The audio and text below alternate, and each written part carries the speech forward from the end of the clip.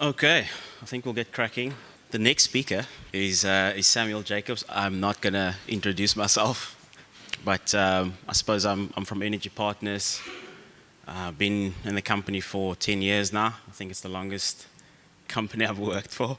Really, really such a pleasure working in Energy Partners. I think the things we're doing right now are really exciting.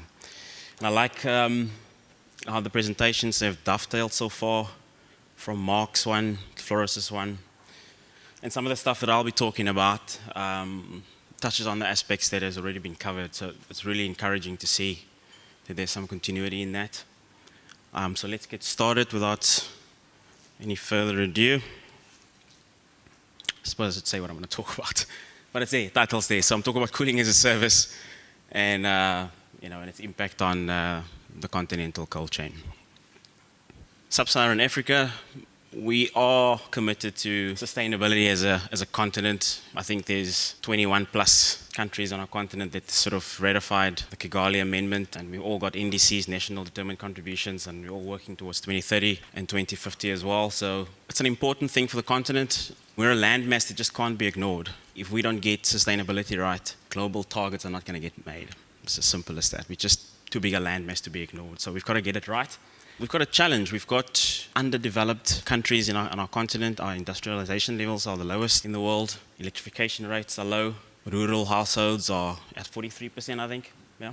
Actually, that's urban. Rural is at 25%. And sort of the average for the globe is 90%. I mean, it's a big difference. So we've got this challenge that we need to be sustainable. But like I said, if you just scratch the surface and you see that we're still burning biomass, and we're still buying charcoal and kerosene just to power our homes and cook and feed our children. So there's a big energy deficit that looms. Well, that's there, existing, and it's growing as we go into the future, especially with targets in mind. So that's the background of the story. I suppose I want to touch a little bit on food loss. The numbers we'll show now is around 50%. I think someone quoted that as well. For me, I make a little bit more of a technical distinction between the two, and it's just my prerogative, but it's, for me, food loss and food waste are two different things. So food loss is something that the cold chain can do something about, because that's food that we lose before it makes it to the plate on our dinner tables. But food waste makes it to the dinner table. Right? So it went through the cold chain, make it to the dinner table, but we threw it away, we ate half of it, so that's waste. So for me, those are two different numbers. I think some of the stats in the extant literature doesn't make a distinction, but for me, I make that distinction. I think it's important.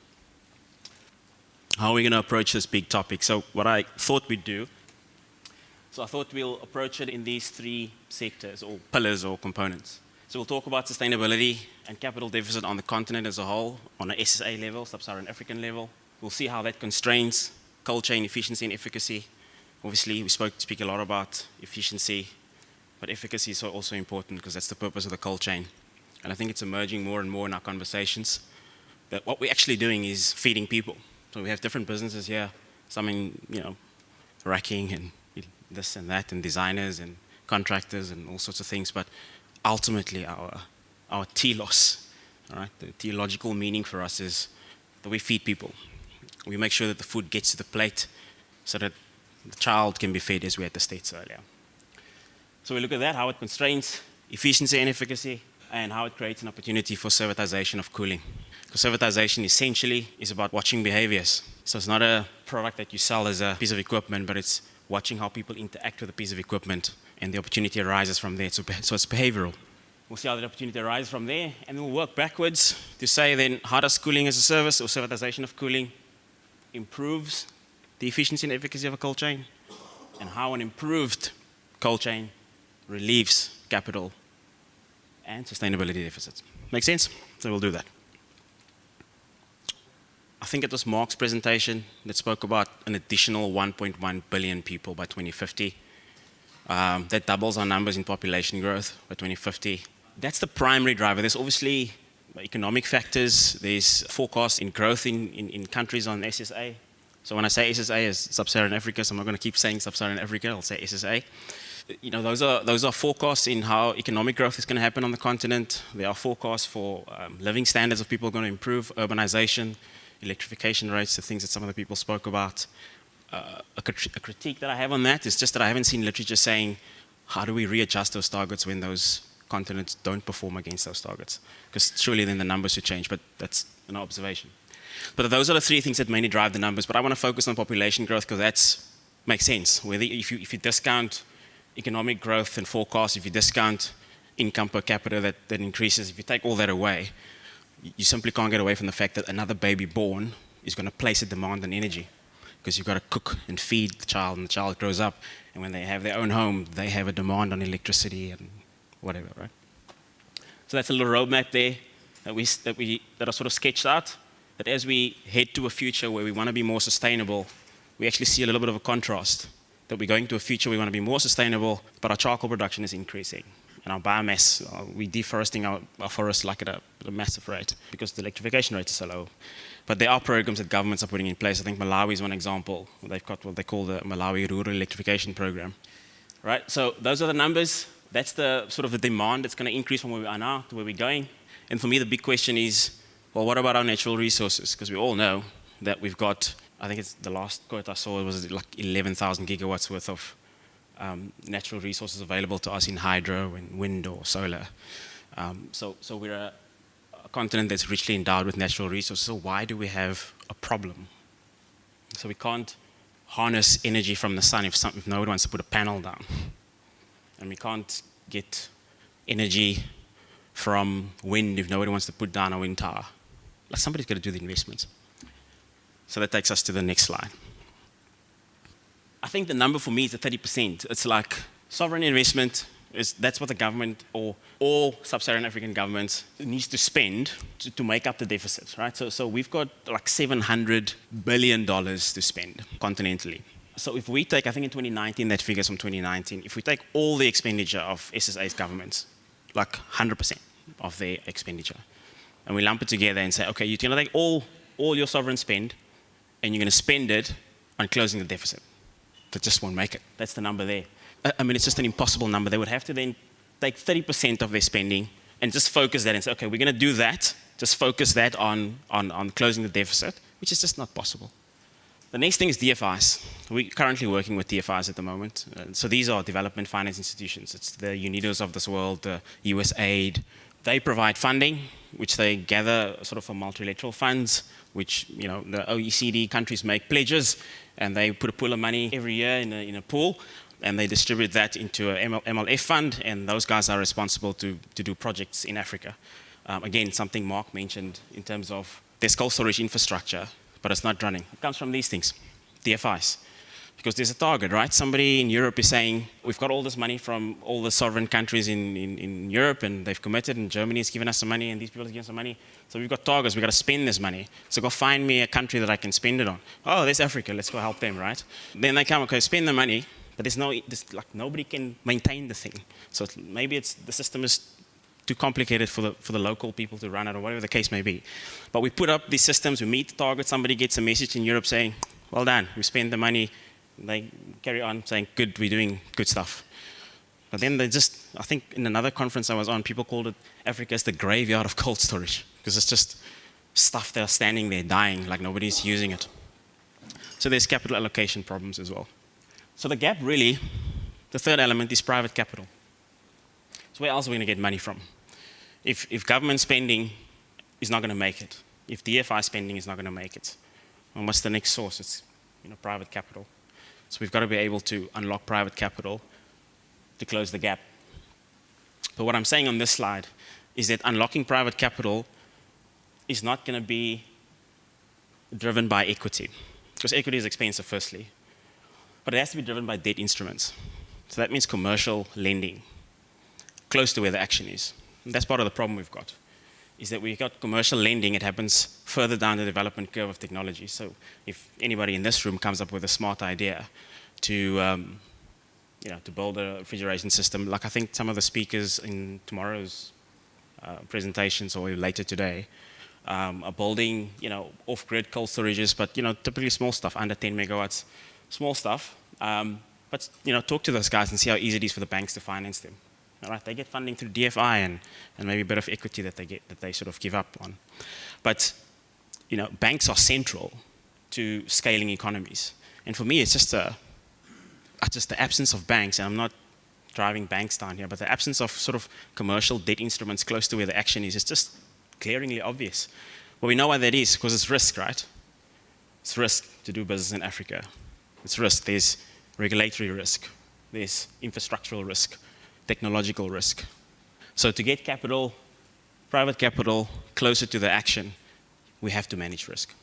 So it becomes a risk management conversation to unlock that capital.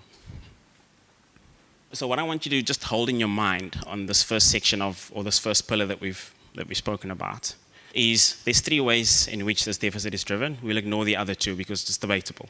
But the one singular way is population growth. That is happening. As we're speaking now, somebody's pregnant and giving birth to a child. So that's happening. So that's a number we can be confident about. And as that happens, more people need access to energy. So when the demand of energy increases, the investment goes alongside it because the gap just widens. So the more people need energy, the more you need to finance it. And if we're now financing at this level, and then we're growing at this level, then the gap widens. So I want you to hold that in your mind as key takeaways. And that private capital is how we can sort of try and close that gap with debt instruments. So let's look at the cold chain. Interesting thing for me about the cold chain is that it started not with the cold chain. So I think, again, Flores spoke about curing meats and salt and things like that. Salt roots was like, that was the thing, right? So we preserved our food by salting it, drying it, and sort of curing it with salt so we can actually keep it. And the idea was that we weren't in control, we're still not in control of nature's bounty, so we can't really predict accurately how much fruit's going to come off the tree, and then whether we're going to have a very good harvest or a very bad harvest. I think we can through estimations, but you can't really accurately predict it. At least I don't think so. Maybe there's technology now, I don't know. The point is, you get a bounty, you have a good year, like half of the stuff's going to go to waste because you can't eat all of it. So we had to find ways to preserve it because, like, okay, well, we can't eat all this food. We've got to figure out how to preserve it. So that's how, started salting it and curing it and so on. So the first thing was just to preserve the bounty that we get from nature. So the salt route started with that, and obviously there was literal figurative routes, like the oaks loading their camels with salt, and as they keep trading through the, off the ships into the different countries, the salt, some of it falls out of the bags, and it literally made salt routes. So, no vegetation grew where the salt landed, and so it made literal salt routes. So that's kind of the road that I'm picturing there, like literally it's a road. But what we've done now, because we're smart, we've substituted salt with refrigeration, mechanical refrigeration. So we now have refrigeration systems that we can stick in these nodes and cool our produce at these nodes. And then we link them from my cold storage to your distribution center, from your distribution center to somebody's retail store, from somebody's retail store to somebody's fridge and to somebody's plate. So that's really what that is. The sort of primary processing happens generally just after cultivation. That's normally the fresh produce market. Again, Mark spoke about the farmer gets $1.20 at a certain time of the day. Certain time of the day, the fresh produce just starts withering away, and his income just disappears. That's the fresh produce market, very sensitive to how nicely you can keep that fruit looking nice. Secondary processing, a lot more forgiving because you're going to smash the tomatoes anyway, you're going to make tomato sauce. So a little bit more stable in the FMCG market. And then you get your distribution centers. We all know what that is. I think there's a couple of people in the room here, to grocery stores and so on, to your fridge and to your plate.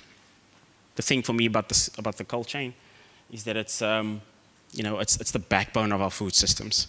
Like if the cold chain is broken, like we don't get food on the plates. There we have that food loss number that we spoke about, because somewhere it's broken. The farmer didn't get his stuff into the primary processing facility, so the food just got wasted or lost. Integrity is important. Like if it works well, it works well. And then it feeds people. We feed our children, we feed ourselves, we preserve nature's bounty. We make sure that somebody tomorrow is going to have food because we've preserved it today for tomorrow. Somebody can focus on solving a complex problem and doing a hard mathematical problem because his tummy is full because he's been fed. That's what we do.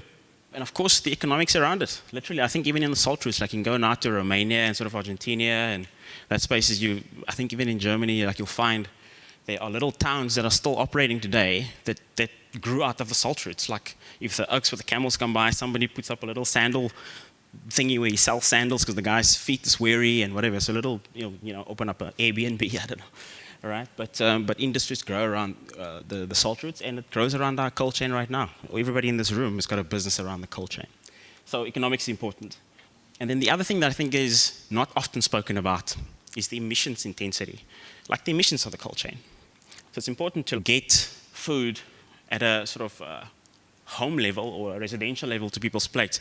But how intense is that process? Like, how much energy did it take to get it from the farm to the fork? So that's something that's not often spoken about. And of course, it requires investment, as I said, to actually extend it. So we'll look at Africa's cold chain. 50% food loss, I think this is a number done by Tumasani, Chirambo, and others. Again, it's a food loss number, not a food waste number. Half of our food we don't get to the plates. This is an interesting one. I put an asterisk next to it because it's actually just for South Africa. It was done by Du Plessis, I think Van Eeden, and Gerber at Stellenbosch University. So that's an emissions intensity factor. But like this is an interesting number, and I think it's a unique study. Well, I know it's a unique study because it hasn't been done since, that they've looked at, and I think they looked at 8 cold stores, and I think it represented about 18% of South Africa's exports in terms of fruit cold storage. And it's a big number. But just for me, it was like, our cold chain is intense, right? So if you start extrapolating that to not just cold stores, but to like freezer facilities, and just on the whole cold chain we just looked at now, just for us, and then to Namibia, and then to Zimbabwe, and then on the continent, then the number gets, like, the point of the study is that the emissions intensity of the cold chain is not a trivial number. It's a big number. Then this study, I think, was done by Italians, I forgot the surname. And they said about 22% of the greenhouse gas emissions of refrigeration systems comes from what they call fugitive emissions. So that's really just what we call leaks, right?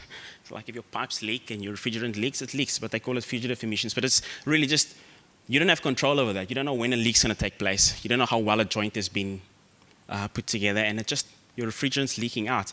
And once it's leaked, I suppose that's why they call it fugitive emissions. It's gone. Right? So it's into the atmosphere, and it's in our atmosphere. So these two numbers don't often get spoken about. Maybe this one, but not the one in the middle. But I think this is the snapshot to show you, like, firstly, it's very inefficient in terms of, well, I suppose it speaks to efficacy as well. And then just in terms of energy intensity, we've got to be conscious of how we extend the cold chain. We can see by the numbers that we do need to extend the cold chain for economic reasons, for social reasons, for just getting food on people's plates. So for moral reasons, we need to improve the cold chain. But we can't just extend it. We have to think about it because it's energy intensive. Key takeaways right now is food loss, economics, emission rates. Got to think about that as we extend it. It is inefficient, 50% loss. Got to do something about that. There's a moral imperative for us to do that. And it's intense. So don't just extend it. Think about how you do it. So that's the cooling as a service. This is called the servitisation staircase. And it really maps from traditional contracting to where servitisation offers services, or what we call advanced services. As practitioners, we operate at that little blue block that goes across, where we guarantee sort of the outcomes of products. Traditional models is that the contractor builds you a plant. Well, it's firstly designed, and then it's built by a contractor. And in our days, plants are sort of designed extremely efficiently, and then hopefully we build it well enough that we can translate their deficiencies. So the customer generally pays for that system, and the contractor takes on sort of a service level agreement where he makes an agreement with the customer to come and service that equipment, to replace any broken parts, which is the stuff you see here at the bottom. And sort of guarantees his own workmanship that, okay, I'll do a good job replacing your spare parts or whatever. Cooling as a service says, so again, in that model, the focus is temperature, which is what the cold chain draws us to. Like, we have to look after the temperature because that's what we're trying to maintain. But nobody cares about, well, not nobody cares. The contractor is not incentivized to look at how he gets there. He just gets you there, and then he sends you the invoice, you pay him, you move on because you got the temperature you needed. But then the intensity number starts going up because it's not being looked at. So what cooling as a service does, it says, hang on, Mr. Contractor, you are now responsible for this plant because it's your plant. So you're doing the investment. So instead of the end user, the cold store owner or the end user buying the plant and operating it, the contractor does and says, I'll do the investment. I'll put the plant down and I'll sell you the cooling from it. So now immediately the contractor is responsible for the consumption of that plant because the less efficient that plant is, or let's say the more inefficient it is, the more money it costs him because he's got to sell that cooling at a fixed tariff to the customer. But if his cost goes up and what he sells it for stays the same, obviously your spread closes and then you start losing money. So he's incentivized to drive the cost down. So his spread is wider, so he makes more money. So the model incentivizes the contractor to look after efficiency of that system that he puts down. Don't just put it down, sign an SLA and walk away after 12 months. Like, this is yours. And in our case, 15 years, 20 years contract, that we are responsible for that asset. So their traditional model, the end user pays for the cooling equipment, he pays for operational costs, maintenance costs, electrical consumption, repairs and upgrade. All whoever bought the plant, that's their responsibility. The contractor signed off, cheers, see you tomorrow.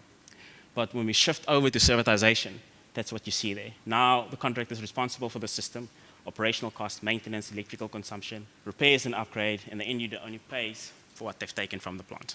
So thank you very much. I need cooling. I'm moving oranges or whatever I'm moving through the facility. That's really my main job. I'm moving fruit through. You just give me cold air. That's this one. The further thing in cooling as a service is, because of that focus on consumption, this number here, this 65% number, is the biggest number in the life cycle of a system. So when you buy a refrigeration system or you build a refrigeration system, so in total life cycle cost of a refrigeration system, your biggest expense is that electricity that very few people look at, right? That's where the costs lie. So about 20% of that is what you battle for upfront. So how expensive is this plant? Like, can you give me a cheaper plant? And you can sort of battle and wrestle about 20% of the life cycle cost. Life cycle cost just means life cycle. So from year one to the end life of the system, how expensive is this thing? It's like when you buy a car, it's 20% of the capex. So like, can you afford the car? Can you afford the maintenance? But can you afford the fuel bill? It's the big one, yeah? So that's sort of the idea there, that you look at it as a life cycle cost. Cooling as a service, the contractor, that's the number he looks at, 65%. He drives that number down because that's where his money is. And the end user gets the benefit of getting cooling at the most cost of rate because it's cost driven. The other thing to think about here is where the emissions sit. We spoke about that earlier. So that 22% number sits there in maintenance because that's where you open the pressure envelope and you replace things and you repair things. That's where sort of the gases can escape. So the important thing is to think about natural refrigerants. Because if you've got HFCs and all sorts in there, that's the 22% it adds to your GHG immediately. But if you've got natural refrigerants, that's 22% you can take off your footprint immediately because you've got a natural refrigerant in there. Cooling as a service, when we do it, we always go for natural refrigerants on it for that reason. So we can lower that footprint in terms of GHG there. The rest of it, the other 7-8% sits in your consumption. Like, I think that's called scope 2 emissions. Scope 1 is there in O&M. Scope 2 sits here in your consumption here. And that's, what can you do? That's the conversion factor between yourself and Eskom. Like, if that number's bad, this number's going to be bad. But you drive that down. That 78% is a big number that you want to drive down as well. Yeah, harmful refrigerants, to stay away from them. Like, I think there's super efficient refrigerants. I think we've always been a proponent of ammonia. CO2 is making its rounds. There's nitrogen, all sorts. But natural refrigerants, I think Africa's got the opportunity to leapfrog, to go from where we are now to using natural refrigerants. And like I said, the programs that we're working on now, we're working with DFFE at the moment with 4 projects where we are demonstrating sort of the usefulness of natural refrigerants across 4 sectors in our cold chain. And then once we've demonstrated that, there's going to be a whole campaign about how do we teach industry about using chillers, refrigeration systems that are actually making use of natural refrigerants.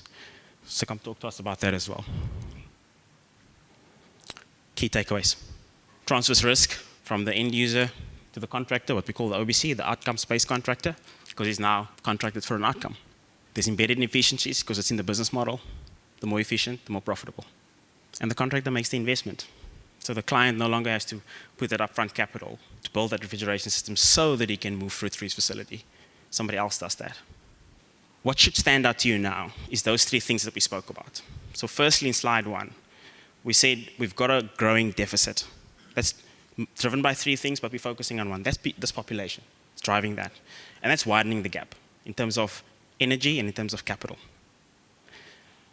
And then we spoke about the cold chain for us on this continent. And we said the cold chain needs to extend because we're not reaching everybody on our continent, number 1. And number 2, those that we are reaching, 50% of those we are delivering the food on. So we have to do something about the cold chain. But then we discovered that the cold chain is also energy intensive. So we can't just close our eyes and copy and paste. We have to think about how we do it because it's intensive. And then there's this thing called cooling as a service, which says it can expand the cold chain efficiently.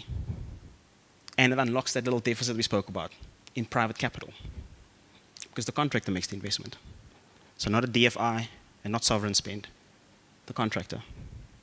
And because servitisation actually builds an aggregation model within it, because the more the contractor does this, the more attractive he looks to whom? To the banks, because he's got annuity income. Because if I sign one deal with you, right, cooling as a service, I'm no longer selling a project and going away with my income spikes up and then I go hunt for a project while my income drops. So I'm signing a project and you're paying me every month for the cooling you take from it. So my income is now annualized. I've got a stable income for a year, well, 15 years for your contract length. So now the bank looks at that and go like, okay, I can predict your income. You're a little bit less riskier for me. And the bank moves closer, which is what we want. Close that deficit. You've got to bring the banks closer to where the action is. That's what cooling as a service does. That's why I'm here. That's why I'm excited about it. Like it really, like it's like the prongs that fits into holes. And really we've got gaps in what we're trying to develop. And cooling as a service is the snug fit between capital and energy efficient systems for a purpose of a cold chain that needs to feed people. I'll say more about that when you come chat to me afterwards. So now let's look at cooling as a service that we've done for a customer in, well, I suppose the name's there, for Sovereign Foods in Uitenhage. I'll let the video speak for itself.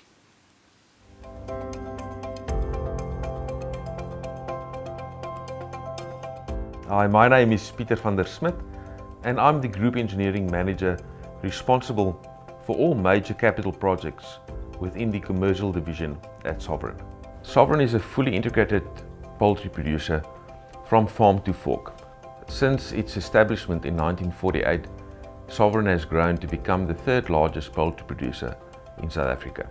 As a company, we have always had a passion for customer relationships and the environment. This inspires our drive to be a leading innovator in food security and sustainability. The growth we have experienced at Sovereign is owed to the fantastic working relationships we have with our customers and of course the hard work of our dedicated employees. So now, due to the growing demand and the space constraints we had at our old factory, we had to radically increase production, and we decided to build a completely separate further processing plant. Sovereign expectations for growth are very bullish, and the design brief for the factory was to increase production capacity almost fivefold from 2.5 tons per hour to 12 tons per hour. And we decided that we will roll this out in multiple phases. First an increase from 2.5 tons an hour to 6, and then later on to 12 tons when we reach the capacity and the demand from the market. So the brief to EP was to design a cooling system that can also be upgraded and phased naturally with the expansion of the main factory. Sovereign wanted a state-of-the-art, efficient refrigeration plant with the best coefficient of performance possible and where the contracted COP could be guaranteed for 15 years. Cooling requirements range from production room temperature control at 10 degrees C to various chillers, freezers and related production cooling needs such as chilled water and glycol cooling circuits.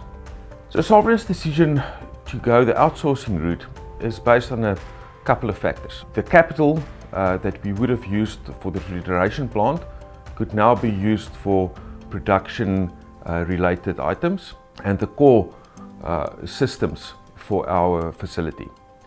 The second one is energy partners could guarantee a coefficient of performance over the lifetime of the plant.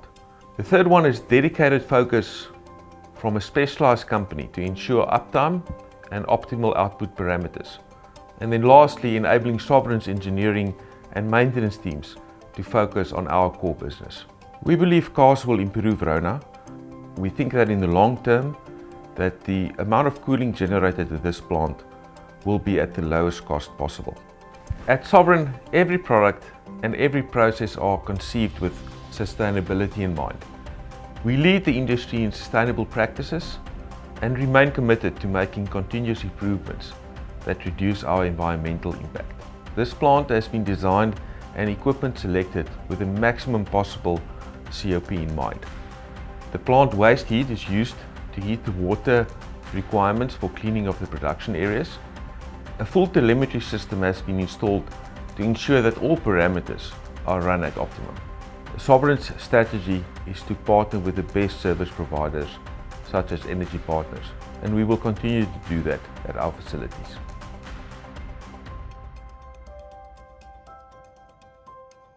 Okay, so let's conclude.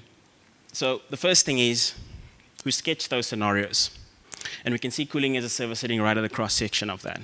So we've got sustainability and integrity issue on our cold chain, but we need investment to make it better, and we need sustainable investment. Cooling as a service does both those things, and those two things speak into the bigger picture of the continental problem we've got. Sustainability on a continental level, with investment on a continental level. Of course, cooling as a service is not going to close the gap.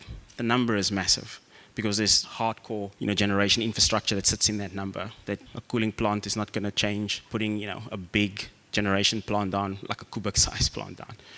But it's definitely chipping away at the number, and it's something that we do have. It's something that we're already doing. Something that Cold Hubs in Nigeria is doing. It's something that Soko Fresh is doing. It's something that Frigo. Someone had Frigo on their presentation as well. That Frigo is doing. So it's like these mushrooms are popping up on the continent where we are doing this stuff already. So it's a working model that we can just scale. So that's where we are. And I draw that window that small because it's there, but it's small. Like it's not yet large enough. So I'm here to encourage all of us. Let's go and look at this. There's something here that speaks to where our problems are, and it's technologically different. It's not market-driven, right? Because markets can fall and collapse, but a refrigeration plant's going to run for 15 years. So it's technological. That's an important thing for like, just from an investment perspective. I'll say more about that when you come chat to me. So then we come this side. So I think the important thing is I came across an article where someone said, Africa has got to understand that we have to change the way we think about energy. So I wanted to change the way we think. I think conferencing is great, but we need to change. Otherwise, we'll just have a conference again next month. Otherwise, the numbers are going to keep growing ahead of us. We already have a deficit now, and the deficit is growing. So we can keep conferencing and talk about the deficit, or we can change the way we think. I sometimes mention to my children that the most fundamental aspect of being human is your ability to change the way you think. Because a lion can't change the way he thinks about meat. He'll eat meat again tomorrow. What makes us human is our ability to change the way we think. So let's secure a future that's efficient and affordable for energy for everybody. And like I said in the beginning, it's not just for us. I want to borrow that slide from Floris that shows the land mass of Africa. That's how important it is. We've got to get it right for us, and if we get it right for us, we get it right for the globe. Because this continent can't be ignored. My emphasis is let's act. It'll take courage to act. It'll take discomfort to act, to do things differently. We can write about it. We can write articles and columns about it. We can do presentations about it. New way of thinking and no more business as usual. We all know the slogans. Or we can do something. I think Darby mentioned once that we stand on the cusp of redefining the energy landscape for the continent. I think it's a massive statement. That we in this room, well, theoretically, can play a part in changing the future of our continent. Or we could just do conferencing and see you guys next time. Thanks, guys.